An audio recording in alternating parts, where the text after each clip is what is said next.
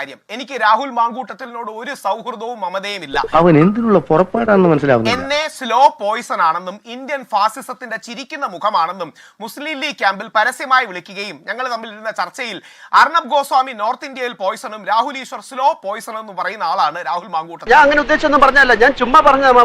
എനിക്ക് യാതൊരു വ്യക്തിപരമായ സൗഹൃദവും ഇല്ല, മമതയും ഇല്ല. രണ്ടാമത്തെ പോയിന്റ്, പക്ഷെ എനിക്ക് മര്യാദയുണ്ട്.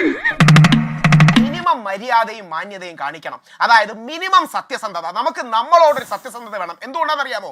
നമ്മുടെ അച്ഛൻ, നമ്മുടെ സഹോദരൻ, നമ്മുടെ മകൻ ജയിലിൽ നിന്ന് ഒരു വ്യാജ പരാതി അകലത്തിൽ മാത്രമാണ്. അവരുടെ ജീവിതം തകരുന്നതിൽ നിന്ന് ഒരു വ്യാജ പരാതി അകലത്തിൽ മാത്രമാണ്. നാട്ടുകാരുടെ ഭാഗ്യദോഷം, അല്ലാതെ എന്ത് പറയാനാ? ഹാഷ്മിക്കെതിരെ, അനിൽകുമാർ സഖാവിനെതിരെ, അല്ലെങ്കിൽ ജിൻഡോ ജോണിനെതിരെ, രാഹുൽ ഈശ്വറിനെതിരെ ഇതേപോലൊരു വ്യാജ പരാതി വന്ന് നമ്മുടെ ജീവിതം, ജോലി, ശമ്പളം എല്ലാം ഇല്ലാതെ അവൻ പിന്നെ കള്ളം പറയും. വ്യാജപരാതി ആര് പറയുന്നേ? രാഹുൽ പറഞ്ഞില്ലല്ലോ വ്യാജപരാതി, അല്ല മാങ്കൂട്ടം പറഞ്ഞില്ലല്ലോ വ്യാജപരാതി. അയ്യോ അങ്ങനെ പറഞ്ഞൂടാ, പിന്നെ ഞാൻ എന്തിനു വന്ന? സന്ദീപ് വാര്യരെ കെട്ടിപ്പിടിച്ച് സന്ദീപ് വാര്യർക്ക് ഒരു സല്യൂട്ടും കൊടുത്തുകൊണ്ട് ഞാൻ അവന്തികയുടെ കള്ളം പൊളിച്ചെടുക്കാം. ഓഗസ്റ്റ് 1 8:24 അവന്തിക രാഹുൽ മാങ്കൂട്ടത്തിന് അങ്ങോട്ട് വിളിക്കും. അപ്പൊ ഇതിനകത്ത് എന്തോ ചുറ്റിക്കളി ഉണ്ടല്ലോ. എന്ത് ചുറ്റിക്കളി? ഒരു ചുറ്റിക്കളി ഇല്ലല്ലേ? ശരി. രാഹുൽ മാങ്കൂട്ടത്തിൽ അങ്ങോട്ട് സന്ദേശം അയക്കുന്നു. അതിൽ ആ വോയിസ് നോട്ടിൽ ക്ലിപ്പായി, അതായത് മറ്റേ മാധ്യമപ്രവർത്തകരോട് സംസാരിക്കുന്നതിനായി എനിക്കെന്താ പരാതി കൊടുക്കാൻ അറിയില്ലേ, എനിക്ക് പാർട്ടി വഴി പോകാൻ അറിയില്ലേ, രാഹുൽ മാങ്കൂട്ടത്തിൽ എന്റെ സുഹൃത്താണ്, എനിക്കിങ്ങനെ ഒന്നും ഉണ്ടായിട്ടില്ല എന്ന് പറയുന്നു. അതിനുശേഷമാണോ റേപ്പ് ചെയ്യാൻ തോന്നി എന്ന് പറയുന്നത്? ഓഗസ്റ്റ് 1 വരെ റേപ്പ് ചെയ്യാൻ തോന്നി എന്ന് പറയാത്ത അവന്തിക ഓഗസ്റ്റ് 1 ശേഷം ഈ റേപ്പ് ചെയ്യാൻ പറഞ്ഞു എന്ന് പറഞ്ഞതിന് എന്താ അർത്ഥം? കള്ളമല്ലേ? അല്ല, ഭയമാണ്. അവന്തിക്ക് പുറത്തു പറയാൻ പേടിയാണ്. അവന്തിക്ക് പേടിയാണ് പറയാൻ. അല്ലല്ല, എന്താ ഓഗസ്റ്റ് 1 ഈ ഭയം ഇല്ലാത്ത എന്താ? രാഹുൽ മാങ്കൂട്ടത്തിനെ അങ്ങോട്ട് വിളിച്ചതല്ലേ? രാഹുൽ മാങ്കൂട്ടത്തിനെ അങ്ങോട്ട് വിളിച്ചതല്ലേ? BJP പോട്ടെ, പ്രശാന്ത് ശിവൻ അടക്കമുള്ള ശക്തനായ ഒരു നേതാവിന്റെ അടക്കം സൗഹൃദമുണ്ട്, BJP ചേർന്ന് നിൽക്കുന്നതാണ്. രാഹുൽ മാങ്കൂട്ടത്തിനെ പേടിക്കുന്നത്. പക്ഷേ മനഃപൂർവ്വം അതിനുശേഷം ഈ വാർത്തകൾ വന്നപ്പം തന്റെയും കൂടെ വാർത്ത ഇരിക്കട്ടെ എന്ന് ചിന്തിച്ച് ആ രീതിയിൽ അവന്തിക കളിച്ചതാണെന്നുള്ള കാര്യത്തിൽ സംശയമില്ല. അത് തകർന്നു കഴുത്തുവരെ പെരുമ്പാമ്പ് വിഴുങ്ങി അവന്റെ തലയില് ഓട്ടോമാറ്റിക് കോൾ റെക്കോർഡ് ഉണ്ട് എന്നാണ് അവന്തിക പറയുന്നത്. അങ്ങനെയാണെങ്കിൽ സംസാരിച്ചപ്പോൾ റേപ്പിന്റെ കാര്യം പറഞ്ഞ് അത് റെക്കോർഡായിട്ടുണ്ടാകും. ഇനി ടെലിഗ്രാമിൽ മെസ്സേജ് ആണെങ്കിൽ അത് ഡിസപ്പിയറിംഗ് ആണെങ്കിലും വേറൊരു ഫോണിൽ ഫോട്ടോ എടുത്തു വെക്കാം. അവന്തികയുടെ ഒരു തെളിവുമില്ല. 2, റിനി ആൻഡ് ജോർജിന്റെ ഒരു തെളിവുമില്ല. രാഹുൽ 2020 എനിക്ക് അശ്ലീല മെസ്സേജ് അയച്ചു എന്ന് പറയുന്നു. തെളിവ് എവിടെ? സ്ക്രീൻഷോട്ട് എവിടെ? വേറൊരു ഫോണിൽ ഫോട്ടോ എടുത്ത എവിടെ? അങ്ങനെ ഒന്നുമില്ല. ഒരു പോയിന്റ് കൂടെ ഹാഷ്മിയെ കുറിച്ചാണ്. മഹാഭാരതത്തിൽ ഭീഷ്മ പിതാമഹൻ ഒരു ട്രാൻസ്ജെൻഡർ മുമ്പിൽ പകച്ചു നിന്നതിന് ശേഷം വേറെ ആരും ഇത്ര പകയ്ക്കുന്ന ഞാൻ കണ്ടിട്ടില്ല. അത് ഹാഷ്മിയിൽ ഞാൻ ഇന്ന് കണ്ടു. എത്ര ചോദ്യങ്ങൾ ഉണ്ടായിരുന്നു. അവന്തിക എന്തിന് മൊഴി മാറ്റി, എന്തിന് സ്റ്റാൻഡ് മാറ്റി? അന്ന് രാഹുൽ മാങ്കൂട്ടത്തിലെ എന്ത് ഭയത്തിന്റെ പേര് വിളിച്ചു? ചുമ്മാ അങ്ങ് പറയുകയാണ്. ഇതുവരെ ഒരു പരാതിയില്ല, പരാതിയിൽ കേസില്ല, കേസിൽ അന്വേഷണമില്ല, കോടതിയിൽ സമർപ്പിക്കുന്നില്ല, കോടതി വിധിയില്ല. പിന്നെ രാഹുൽ മാങ്കൂട്ടത്തിൽ എന്തിനാ രാജ്യം? ഞാൻ അപ്പോഴേ പറഞ്ഞോട് ഇതൊന്നും കമ്മ്യൂണിസ്റ്റുകാർ കൂടെ ഒരാൾക്ക് ഒരു പ്രശ്നം ഉണ്ടെങ്കിൽ ആദ്യം പ്രതിരോധിക്കും, പിന്നീട് അന്വേഷിക്കും. BJP-ക്കാർക്ക് കൂടെ ഒരാൾക്ക് ഒരു പ്രശ്നം ഉണ്ടെങ്കിൽ അവർ ആദ്യം പ്രതിരോധിക്കും, പിന്നീട് അന്വേഷിക്കും. കോൺഗ്രസ്സുകാർക്ക് ഒരു പ്രശ്നം ഉണ്ടായാൽ ആദ്യം വലിച്ച് താഴെ ഇടും, ആ സ്ഥാനത്ത് കയറിയിരിക്കാൻ നോക്കും, പിന്നീട് അന്വേഷിക്കും. ആ പരിപാടി നടക്കില്ല. പിന്നല്ലാതെ രാഹുൽ മാങ്കൂട്ടത്തിനെ പ്രതിരോധിക്കാൻ ജനങ്ങൾ ഇറങ്ങണം. കാര്യം ഉമാ തോമസ് മാഡത്തോടാണ്. മാഡം, എന്റെ വീട്ടിൽ 2 ആൺകുട്ടികളാണ് വളർന്നു വരുന്നത്. നാളെ വ്യാജ പരാതിയിൽ അവരുടെ ജീവിതം ഇല്ലാതാകും. നാളെ രാഹുൽ ഈശ്വറിനോ ഹാഷ്മിക്കോ ഇത് പറ്റാം, നാളെ ജിൻഡോ ജോണിനോ അനിൽകുമാർ സഖാവിനോ ഇത് പറ്റാം. ഏതെങ്കിലും ഒരു പരാതി വന്നാൽ നമ്മുടെ ജോലി, നമ്മുടെ ജീവിതം പോകുന്ന ഈ പരിപാടി അവസാനിപ്പിച്ചേ പറ്റും. പറയുന്ന കാര്യങ്ങൾ കുറെയൊക്കെ ശരിയല്ലേ? രാഹുൽ മാങ്കൂട്ടത്തിനെ വേട്ടയാടുകയാണെന്ന് പറയാൻ കോൺഗ്രസുകാർക്ക് നട്ടലുണ്ടാകണം. അഭിമാനം.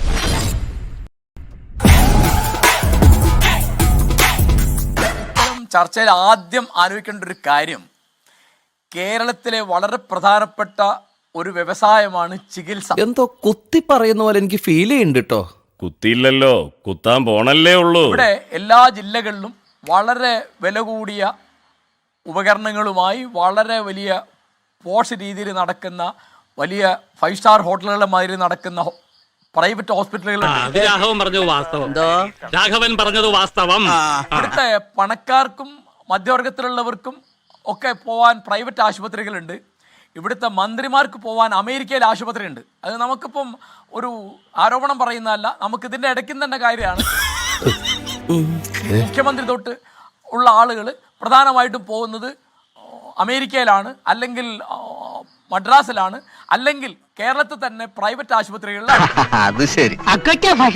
മെഡിക്കൽ കോളേജിൽ തുടങ്ങിയുള്ള ഈ പൊതുസ്ഥാപനങ്ങൾ ഇവിടുത്തെ ദരിദ്രന്മാർക്കും പാവപ്പെട്ടവർക്കും തൊഴിലാളികൾക്കും വേണ്ടിയുള്ളതാണ്. നമ്മുടെ ഗവൺമെന്റ് എന്തൊക്കെ ജനങ്ങൾക്ക് കൊടുത്തു, കൂടുതലും വാഗ്ദാനങ്ങളാ കൊടുത്തത്. അത് വളരെ അടിസ്ഥാനപരമാണ്. അവിടെ 28 കൊല്ലമായി ജോലി ചെയ്യുന്ന വളരെ മുതിർന്ന ഒരു ഡോക്ടറാണ് ഡോക്ടർ ഹാരിസ് ചെർക്കൽ. അവൻ പറഞ്ഞ നേരെ അദ്ദേഹം, എൻ്റെ അറിവ് ശരിയാണെങ്കിൽ 97 മുതൽ അവിടെ പ്രവർത്തിക്കുന്നു. 28 കൊല്ലമായി. അദ്ദേഹം ഇപ്പോഴും മെഡിക്കൽ കോളേജിൽ വരുന്നത് ബസ്സിലോ അദ്ദേഹത്തിൻ്റെ ബൈക്കിലോ ആണ്. അദ്ദേഹം ഒരു കാറിൽ അവിടെ വരുന്നില്ല എന്ന് പറഞ്ഞാൽ അദ്ദേഹത്തിന് കാശുണ്ടാക്കാൻ അറിയില്ല എന്ന് വളരെ വ്യക്തമാണ്. നാട്ടുകാർക്കറിയാവുന്ന കാര്യമല്ല അല്ലേ? 365 ദിവസം എന്ന് പറഞ്ഞാലും 360 ദിവസവും ജോലിക്ക് വരുന്ന ഒരാളാണ് എന്ന് എല്ലാവരും പറയുന്നു. അദ്ദേഹം സത്യസന്ധനാണ് എന്ന് ആരോഗ്യമന്ത്രി തന്നെ പറഞ്ഞത് ഇപ്പോൾ ഗോപികൃഷ്ണൻ ഇവിടെ കേൾപ്പിച്ചു. അപ്പോൾ അദ്ദേഹത്തെ തോൽപ്പിക്കാൻ എളുപ്പമല്ല. വലിയ തെറ്റായി പോയെന്ന് എനിക്ക് ഇപ്പൊ തോന്നുന്നു. ഇപ്പൊ തോന്നിയിട്ടുണ്ട് ഫലം. കാരണം അദ്ദേഹം പറഞ്ഞത് സത്യം മാത്രമായിരുന്നു. സത്യം പറഞ്ഞു എന്നുള്ള കുറ്റമാണ് അദ്ദേഹത്തിനുള്ളത്. അല്പം മനുഷ്യപ്പറ്റും ദയൊക്കെ ഉണ്ടാവുന്ന ഈ തൊഴിൽ നിഷിദ്ധമൊന്നുമല്ല. സത്യമായിട്ട് മലയാളികൾക്ക് മൊത്തത്തിലും ഇവിടുത്തെ ഡോക്ടർമാർക്ക് പ്രത്യേകിച്ചും അഭിമാനം വളർത്തുന്ന ഒരാളാണ് ഡോക്ടർ ഹാരിസ് ചെർക്കൽ. ഇവിടെ മനസാക്ഷിയുള്ള ആളുകളുണ്ട്, മനുഷ്യത്വമുള്ള ആളുകളുണ്ട്. പണത്തിന്റെ മേലെ സേവനം എന്നൊരു സംഗതി ഉണ്ട് എന്ന് വിചാരിക്കുന്ന ആളുകൾ പറഞ്ഞത് കേട്ടോടാ, അന്തസ് വേണോടാ, അന്തസ്. അപ്പൊ നമുക്ക് മനുഷ്യനിലുള്ള വിശ്വാസം വളർത്തുന്ന ഒരാളാണ് ഡോക്ടർ ഹാരിസ് ചെർക്കൽ. അപ്പോൾ അദ്ദേഹത്തെ പറ്റി അഭിമാനപൂർവ്വം സംസാരിക്കുന്നതിന് പകരം നിർഭാഗ്യവശാൽ അദ്ദേഹത്തിന്റെ സഹപ്രവർത്തകരായ നീ ഇങ്ങനെ നിരാശയല്ലടാ. നിന്നെ പോലത്തെ ഒരു മരമണ്ടന്റെ കൂടെ ഇങ്ങനെ ഒരു മണ്ടത്തരത്തിന് ഇറങ്ങി തിരിച്ചല്ലോ ഓർത്ത് ചെയ്തു പോയത്. മെഡിക്കൽ കോളേജിലെ പ്രിൻസിപ്പലും സൂപ്രണ്ടും ഇന്ന് നടത്തിയ പത്രസമ്മേളനം ശരിക്കും മലയാളികൾക്ക് മൊത്തം ലജ്ജ ഉണ്ടാക്കുന്ന ഒന്നാണ്. ഏതായാലും വലിയ മാനക്കട. ഇത്ര ഉന്നതമായ പദവിയിൽ ഇരിക്കുന്ന ആളുകൾ പോലും ഈ അളവുള്ള രാഷ്ട്രീയമായ ആധമർണ്യം കാണിക്കുക. ആ ഫോൺ ചെയ്ത ആരാന്ന് എനിക്കറിയില്ല, എനിക്ക് അറിയേണ്ട ആവശ്യമില്ല. ആ വിളിച്ചത് ആരാണെങ്കിലും അതിന്റെ താല്പര്യം ഹാരിസിനെ കള്ളനാക്കി. ഞാൻ അപ്പോഴേ പറഞ്ഞാണ് ഉമ്മാരോട് ഇതൊന്നും ഏക്കൂല. മെഡിക്കൽ കോളേജ് എന്ന് പറയുന്നത് മന്ത്രിമാരുടെ മൂക്കിന്റെ താഴെയാണ്. ആരോഗ്യ വകുപ്പ് മന്ത്രി താമസിക്കുന്ന സ്ഥലമാണ് തിരുവനന്തപുരം. അവിടെ എന്ത് നടക്കുന്നു എന്ന് അവർക്ക് അറിയുന്നില്ല. അത് തനിക്ക് അറിഞ്ഞുകൂടാ എന്നുള്ളത് തന്റെ ഉത്തരവാദിത്തക്കുറവാണ് എന്ന് തിരിച്ചറിയാത്ത ആരോഗ്യമന്ത്രി ബഹുമാനപ്പെട്ട വീണ ജോർജ് പറയാണ് സിസ്റ്റത്തിന്റെ തകരാറാണ്. സിസ്റ്റം എന്ന് പറഞ്ഞാൽ വ്യവസ്ഥ. ആരുണ്ടാക്കിയ വ്യവസ്ഥ? ഗവൺമെന്റ് ആണ് സിസ്റ്റം. എന്നെ സംശയിക്കരുത്. വർഷം മുന്നെയാണ് രാഹുലേട്ടൻ ചാറ്റ് ചെയ്തതെന്ന് പറയുന്നുണ്ട്. അപ്പൊ ഈ 3 വർഷം മുന്നേ ഞാനും അവന്തിക്ക് ഒന്നിച്ച് തന്നെ താമസിക്കുന്ന ആളുകളാണ്. തല പൊട്ടിത്തെറിക്കും. തലയും തലച്ചോറും തൂത്തുവാരി കഴുകാൻ സോപ്പും വെള്ളവും ചൂലും കരുതി വെച്ചോ പറഞ്ഞാരെ. ഇപ്പൊ അവന്തിക്ക് നടത്തിയിരിക്കുന്ന ഈ ഒരു വെളിപ്പെടുത്തൽ തീർച്ചയായും ആയിട്ടും രാഷ്ട്രീയ പ്രേരിതമായിട്ട് BJPയുടെ ആളുകളും എല്ലാവരോടും കൂടി ആലോചിച്ച് നടത്തിയ ഒരു സംഭവമാണ് ഇപ്പൊ വന്നുകൊണ്ടിരിക്കുന്നത്. ഞാൻ അപ്പോഴേ പറഞ്ഞാണ് ഉമ്മാരോട് ഇതൊന്നും ഏക്കൂല. വ്യക്തമായ തെളിവില്ല. ഓൾറെഡി ഇവർ നല്ല സുഹൃത്തുക്കളായിരുന്നു. രാഹുലേട്ടനും അവന്തിക്ക് നല്ല സുഹൃത്തുക്കളായിരുന്നു എന്ന് അന്നും അറിയാം, ഇന്നും അറിയാം. അതുപോലെ 3 വർഷം മുന്നേ ഇപ്പൊ അവന്തി പല ചാനലിലും വന്നിരുന്നു പറയുന്നത് അന്ന് എനിക്ക് പേടിയായിരുന്നു. അവന്തിക്ക് അന്നൊന്നും ഒരു പേടി ഉണ്ടായിരുന്നില്ല. പല പ്രശ്നങ്ങളും ആലുവ പോലീസ് സ്റ്റേഷൻ മാർച്ച് അടക്കം ഞാനും അവന്തിക്ക് ഒന്നിച്ച് നടത്തിയിട്ടുള്ള ആളാണ്. പൂവെടുത്ത് ചെവിയിൽ വെച്ചിട്ട് റോഡിൽ കൂടി ഒന്ന് ഓടിയാലോ എന്ന് ആലോചിച്ചിരിക്കുകയാണ് ഞാൻ. അദ്ദേഹം തെറ്റ് ചെയ്തിട്ടുണ്ടെങ്കിൽ കുറെ പേരുടെ പ്രേരണ കൊണ്ടല്ല ഒരിക്കലും പറയേണ്ടത്. അത് 3 വർഷം മുന്നേ 3.5 വർഷം മുന്നേ പ്രതികരിക്കാനും 2019 ട്രാൻസ്ജെൻഡർ പ്രൊട്ടക്ഷൻ ആക്ട് എന്ന് പറയുന്ന കേന്ദ്ര സർക്കാർ ഇറക്കിയ ഒരു നിയമം അടക്കം ഇവിടെ ഉണ്ട്. ഇതെല്ലാം അറിയാവുന്ന ഒരു വ്യക്തിയാണ്. അന്നും സോഷ്യൽ മീഡിയയിലും ആക്റ്റീവാണ്. ആ വ്യക്തി എന്തുകൊണ്ട് ഇപ്പൊ പ്രത്യേകമായിട്ടൊരു ആരോപണം ഉണ്ടായിക്കൊണ്ട് വന്ന് ഒരു MLA, പിന്നെ അതുമല്ല പുള്ളി MLA ആകുന്നവർ എന്തിനു വേണ്ടി വെയിറ്റ് ചെയ്തു? അപ്പൊ ഇതിനകത്ത് എന്തോ ചുറ്റിക്കളി ഉണ്ടല്ലോ. എന്ത് ചുറ്റിക്കളി? ഒരു ചുറ്റിക്കളി ഇല്ലല്ലേ? ശരി, പ്രമുഖനായ ഒരു വ്യക്തിക്കെതിരെ ആരോപണം പറയുമ്പോൾ മാത്രം ആർക്കും തെളിവൊന്നും വേണ്ട.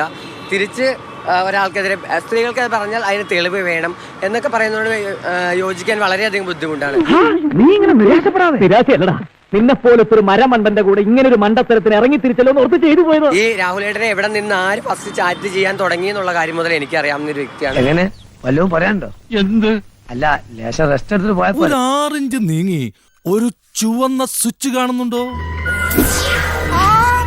കാണുന്നുണ്ട്. ഈ സ്വിച്ചിന്റെ കാര്യമാണ്. അമർത്തി.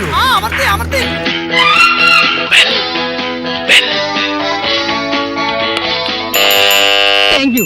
ഈ ഉപകാരം മറന്നാലും ഞാൻ മരിക്കില്ല. ഓ ഇതൊക്കെ എന്ത് അപ്പോ നാളെ നേരത്തെ തന്നെ ഇങ്ങോട്ട് എത്തണം കേട്ടോ. ശരി.